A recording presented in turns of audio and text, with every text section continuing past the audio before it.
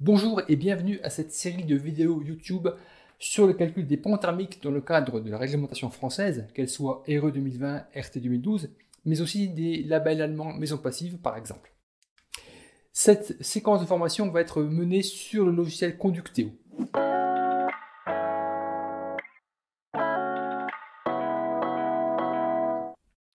Alors première question, pourquoi calculer des ponts thermiques, sachant que vous avez dans les règles THBAT du CSTB 300 pages et plus de plans de coupe de ponts thermiques sur différents systèmes constructifs qui couvrent quand même beaucoup de besoins. Alors effectivement, la question qu'on peut se poser, c'est pourquoi calculer ce type de pont thermique avec le logiciel Conducteo? Eh bien parce que vous verrez en analysant ce document et notamment les plans de coupe, le détail des plans de coupe, que toutes les épaisseurs d'isolant sont en fait basées sur 8 cm. Et 8 cm, c'était valable effectivement à l'époque de l'RT 2000, encore à l'RT 2005, mais aujourd'hui, ce n'est plus du tout d'actualité. Et il s'avère qu'en fait, ces faibles épaisseurs d'isolant vont surtout impacter les systèmes isolés par l'extérieur, comme le cas du plan de coupe que vous avez à l'écran, et aussi les ossatures bois. Donc c'est vraiment sur ces systèmes-là que vous aurez intérêt effectivement à calculer vos propres ponts thermiques, parce que vous allez gagner des points sur en fait les déperditions que vous calculerez avec les logiciels réglementaires, que ce soit PRNU comme Intermécien ou autre. Et donc du coup vous passerez mieux les exigences du BBio et également mieux les exigences du CEP. Donc vous avez vraiment intérêt, une fois pour toutes, à calculer les ponts thermiques de vos systèmes constructifs. Aussi, d'autres cas de figure, c'est que vous avez aussi des systèmes constructifs innovants qui ne figurent pas dans ce document du tout. Donc là, forcément, vous êtes obligé de le faire. Et puis parfois, parce que vous avez des cas de figure de longueur d'isolant, d'épaisseur de plancher, etc., qui peuvent ne pas apparaître dans le document. Donc voilà pourquoi c'est intéressant de calculer les ponts thermiques. Deuxième question, c'est pourquoi calculer les ponts thermiques avec Conducteo? La réponse est simple. Déjà, c'est que le logiciel Conducteo, il est gratuit. Il a été mis à disposition gratuitement par son auteur Clément Marcel.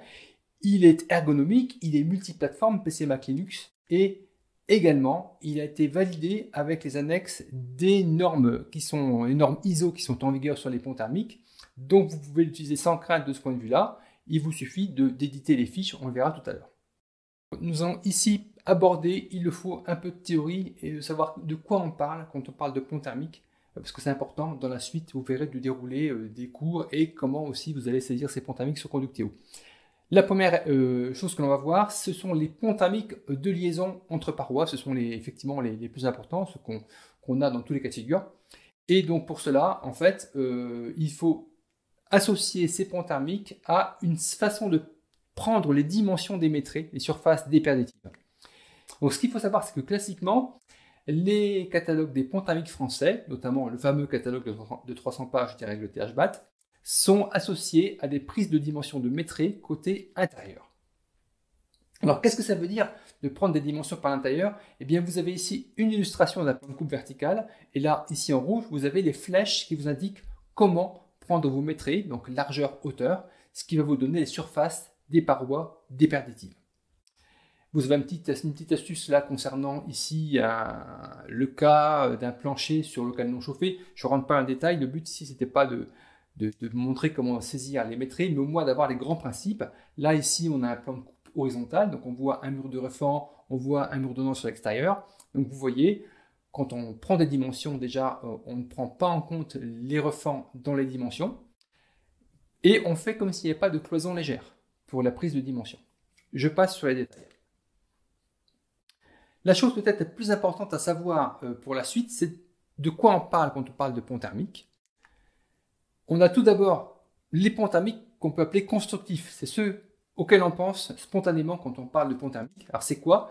Les ponts thermiques constructifs, c'est quand vous avez une conception de système constructif qui présente des défauts. Ici on voit un plancher intermédiaire qui rompt la continuité de l'isolant. Donc effectivement on a un défaut de système constructif. Donc pont thermique au sens classique du terme, constructif. Juste pour l'anecdote ici, sur les 20 cm de l'épaisseur du plancher, vous avez à peu près, voire même plus, de déperdition que sur le reste du mur, c'est-à-dire les 2,50 m du rez-de-chaussée et les 2,50 m de l'étage. Donc c'est énorme. Et ce système constructif n'est déjà plus possible depuis l'RT 2012. Associé à ça, on a les ponts thermiques géométriques. Et c'est ceux sur lesquels on va se concentrer pour nos calculs avec Conducteo, c'est ceux qu'on va utiliser pour les déperditions pour notre système de Métré concernant donc, tous les logiciels réglementaires, que ce soit comme Intermécien, Perrenou, etc. Prenez l'exemple ici, on a un angle de mur sortant, on a un plan de coupe ici, 1 mètre de hauteur, et puis les dimensions intérieures, 1 mètre de part et d'autre de l'angle. Qu'est-ce qu'on peut dire par rapport à ça? Eh bien que, en fait, vous avez ici, par exemple, pour la suite des calculs, on va prendre un lambda, on va faire l'hypothèse d'un matériau qui soit complètement homogène.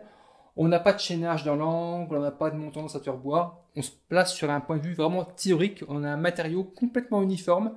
Et donc ici, d'épaisseur uniforme, de lambda uniforme, etc. On a un seul type de matériau. Et bien là, dans le cas présent, eh bien, vous calculerez que le U de la paroi, compte tenu du lambda, de l'épaisseur et des résistances superficielles, il vaut 0,46. Alors imaginez maintenant, qu'est-ce que ça donne en termes de déperdition surfacique? Eh bien, pour le thermicien français qui prend ses dimensions par l'intérieur, on a 2 mètres carrés de paroi, parce qu'on a un morceau d'1 mètre par mètre côté gauche de l'angle, un morceau d'1 mètre par mètre côté droit, donc 2 mètres carrés. Et donc 2 mètres carrés qui multiplie un U à 0,46, on a bien un coefficient de déperdition qui est de 0,922 watts par Kelvin, c'est-à-dire watts par degré d'écart entre l'extérieur et l'intérieur. Imaginez maintenant un architecte allemand maison passive qui, lui, prend les dimensions par l'extérieur. Eh bien pour lui, la surface de paroi à prendre en compte, c'est 1,20 m par 1 mètre d'un côté, 1,20 m par 1 mètre de l'autre. On a donc 2,40 m carrés de paroi, et ce qui donne une déperdition de 1,106 watts par Kelvin. Donc vous voyez des résultats très différents qui sont à 20% près, donc ce qui n'est pas du tout négligeable. Et donc, comment ça marche? Parce qu'en fait, les normes ISO de déperdition disent que vous pouvez très bien choisir indifféremment les prises de mesure par l'extérieur ou par l'intérieur. Eh bien, ça va se jouer au niveau des ponts thermiques géométriques. On a ici une liaison de paroi, et donc, quand vous allez calculer ce pont thermique de liaison avec Conducteo dans le cadre d'une prise de dimension par l'intérieur, vous obtenez un pont thermique ici de 0,0046. Et si vous faites le même calcul, mais dans l'optique d'une prise de dimension par l'extérieur, vous obtenez un pont thermique négatif, ici, dans le cas présent. Et donc, du coup, quand vous faites la somme de les déperditions surfaciques avec le coefficient U et la surface, et les déperditions du pont thermique, donc là sur 1 mètre de hauteur, que multiplie le coefficient psi, eh bien, en fait, dans les deux cas, vous obtenez exactement le même résultat. Donc, ce qu'il faut savoir, c'est que, en fait, dès lors que vous allez utiliser les catalogues de ponts thermiques français, ceux des constructeurs français et ceux avec le THBAT, eh bien, il faut impérativement les associer à une prise de dimension par l'intérieur, ce qui est recommandé, voire même obligatoire pour la réglementation française. Les conséquences sur les saisies, c'est qu'en fait, en RT, que ce soit 2012-2020, mais aussi finalement pour les réglementations et les labels anglo-saxons, eh bien, il va falloir saisir des linéaires de pont thermique à chaque jonction de paroi. Et l'exemple le plus typique, c'est le plancher intermédiaire sur l'extérieur. Eh bien, comme vous saisissez les dimensions par l'intérieur, vous omettez les 20 cm d'épaisseur de plancher. Donc finalement, vous faites moins de déperdition que la réalité si vous ne prenez que ces surfaces. Donc ça veut dire qu'il faut impérativement saisir le pont thermique du linéaire de plancher. En résumé, on peut dire que les flux thermiques, les déperditions d'un bâtiment, on peut vraiment les comparer au calcul d'un devis. Dans un devis, vous avez des surfaces et des prix à la surface. Vous avez des mètres, qu'on appelle souvent des mètres linéaires, associés à des prix au mètre linéaire. Et vous faites la somme du tout, vous obtenez le devis final. Eh bien, pour les déperditions thermiques, c'est la même chose. On a des déperditions surfaciques avec le coefficient U qu'on multiplie aux surfaces des parois. On a des déperditions linéiques avec des coefficients psi qu'on va multiplier avec les linéaires d'angle de paroi, les jonctions de paroi. On fait la somme du tout et donc on obtient des watts par Kelvin. On obtient les déperditions du bâtiment, donc rapportées à la différence de température entre l'extérieur et l'intérieur. Donc pour entrer un peu plus dans le détail du calcul que fait le logiciel Conducteo et des plans de coupe que vous allez dessiner pour alimenter ce logiciel, donc on a déjà des règles qui s'ajoutent, finalement des recommandations qui s'ajoutent sur ces plans de coupe. Et ce que disent les normes concernant ces calculs de pont thermique et également la réglementation française, c'est qu'on recommande d'avoir au moins 1 mètre de paroi de chaque côté de la jonction de paroi. Et également, donc, on va représenter le détail de construction des parois avec des mailles, chaque maille étant constituée d'un matériau unique avec un lambda unique. Et donc ce que recommande la norme, c'est de dire, dans la partie où vous avez effectivement cette jonction, vraiment, il faut des mailles de maximum 25 par 25 mm. En pratique, vous verrez que le logiciel Conducteo propose 25 mm partout. On prendra des mailles plus grandes uniquement pour le sol, on verra plus tard. Donc, on a représenté des dimensions d'un plan de coupe, on a représenté des mailles, on va l'associer à des matériaux. Qu'est-ce qu'il nous manque? Il nous manque les conditions aux limites. Donc, qu'est-ce qu'on a comme type de limite? Donc, déjà, vous avez ici en hachuré de chaque côté des limites dites adiabatiques, c'est-à-dire pour lesquelles on n'a pas de déperdition, c'est-à-dire qu'on pourrait considérer qu'on a un isolant parfait. Pourquoi? Parce que dès qu'on s'éloigne de cet angle de mur, eh bien en fait, le transfert de chaleur se fait perpendiculairement à la paroi. Donc du coup, on peut couper la paroi et mettre ici un isolant parfait, ça ne change rien au calcul. Et également, on a, donc condition limite côté intérieur, on a une température intérieure. Le logiciel Conducteo prend 20 degrés, mais ça n'a pas d'importance parce qu'on ramène à la différence de température. Et puis, on a des résistances superficielles.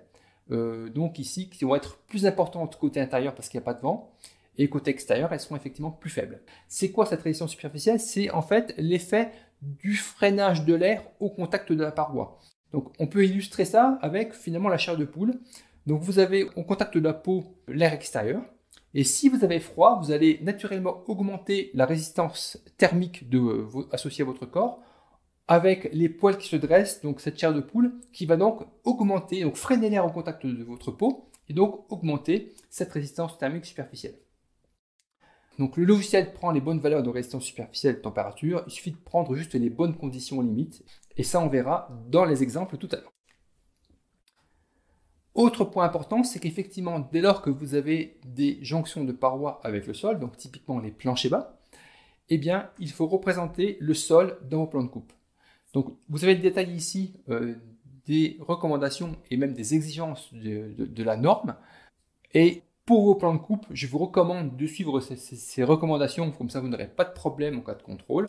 En pratique, ici, on verra dans les exemples des exercices, on va prendre des dimensions caractéristiques de 10 mètres, mais ça peut ne pas être suffisant pour des grands bâtiments.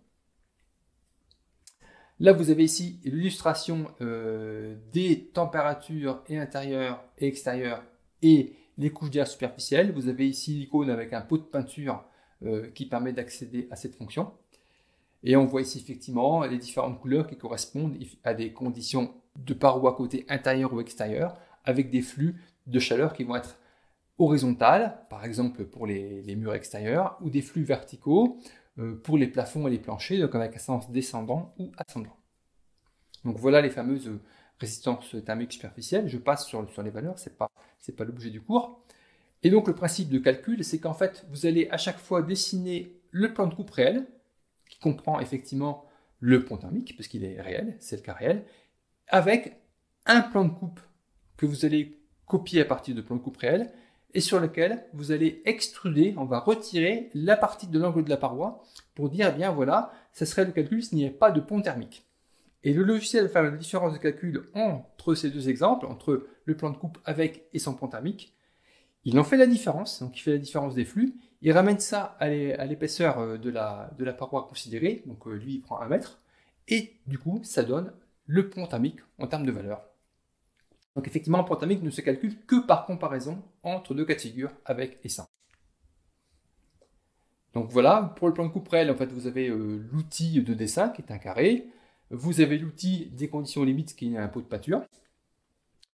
Ici, typiquement, là, vous avez les deux cas de figure, hein, quand on passe de l'outil de dessin donc de paroi à l'outil qui permet de définir les conditions aux limites. Une fois qu'on a dessiné ce premier plan de coupe avec pont thermique, on clique sur l'icône modélisation sans pont thermique. On a une icône ici bizarrement intitulée 2D1D qui permet de faire un copier-coller de la modélisation du plan de coupe avec pont thermique. Et donc là, on revient à l'outil de dessin et on a un cutter comme icône qui permet d'extruder la partie qui correspond à l'angle de paroi. Et donc vous avez ici l'illustration qu'on a faite de la comparaison des deux plans de coupe qui permettront le calcul. Et donc, une fois que le calcul est terminé, le logiciel vous donne ici le résultat, donc sous la forme d'une valeur numérique, bien sûr. et aussi sur la forme d'un graphe. Ici, vous voyez le graphe d'évolution de la température au sein de la paroi, qui permet de voir comment se situent les zones, je dirais, d'évacuation de la chaleur, et parfois de mieux comprendre les phénomènes en jeu dans le cadre de ponts thermiques effectivement réels, et non pas forcément de ponts thermiques géométriques.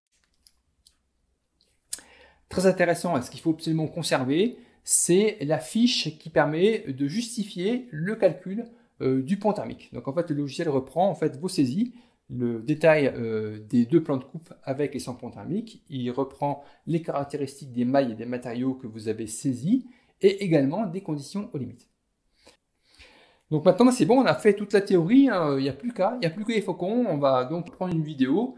Et le plus simple, en fait, ce qui est vraiment recommandé quand vous faites un calcul, c'est de partir du fameux catalogue des TREG, le THBAT, le fascicule 5 de 300 pages, et de prendre le plan de coupe qui est le plus proche de votre cas de figure, de le dessiner à l'échelle dans le logiciel, et de prendre les bons matériaux de votre cas de figure, les bonnes épaisseurs si elles diffèrent du schéma initial, et de faire les calculs schéma avec et sans pont thermique, sachant qu'effectivement la petite difficulté, c'est que dans ce document de 300 pages, vous n'avez que les schémas réels, donc les schémas sans pont thermique, donc il faut à vous d'imaginer comment extruder la bonne partie du pont thermique dans le cas de calcul sans pont thermique.